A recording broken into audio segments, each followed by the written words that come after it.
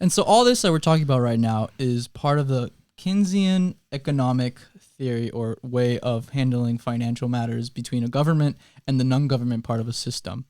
It's worked out pretty well up to this day, and but there's another beast in the playing field, and that is modern monetary theory. Yes. Which is, in a nutshell, essentially the government has all the power to print its own money, and so it never goes into debt because it can never run out of money, and that is used to help the non-government part of a system. That, however, will lead to a lot of inflation, and so the government will increase taxes in order to calm down the rise of inflation. And it just keeps doing that and doing that and doing that. Well, it brings taxes back once, some recovery has happened, and then it'll keep doing that and doing that and doing that. But really, it's just the idea of like you can't go broke if you print your own money and you have a monopoly. Right, on and your own countries money. like the U.S., the United Kingdom, Japan, and Canada, they do this. They are in charge of their own monetary printing.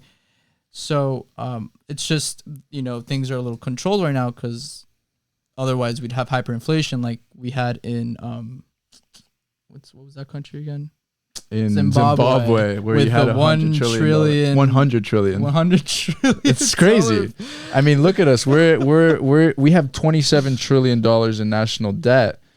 Talking about a bill that said $100 trillion. That I mean, 100 trillion Zimbabwean, whatever. It doesn't matter anymore. Well, actually, they probably bounced back, but nonetheless, modern monetary theory challenges conventional beliefs about the way the government interacts with the economy, the nature of money, the use of taxes, and the significance of budget deficits. This belief, critiques say, are a hangover from the gold standard era and are no longer accurate, useful, or necessary.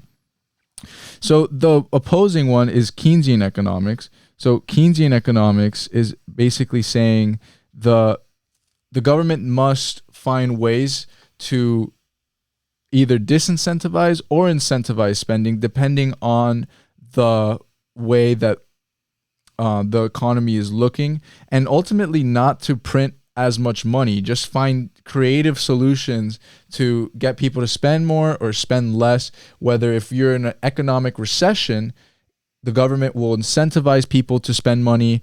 It will either, lower interest rates or lower taxes. They get more creative. A comparison me and Peter saw was that if they were both motorists, the Keynesian economics people would worry about just keeping their motor running, while the modern monetary theory people would worry about filling up their tank with a bunch of gas.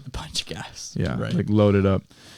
And, we're not here to argue which side you're on, but it's just some stuff to maybe if you want to look into it further, definitely research it. And there are some political things attached to each one. So we're not really into that. Our politics are green. We like the money. But if you listen to us, you will lose money. So don't listen to us. This is not financial advice. Man,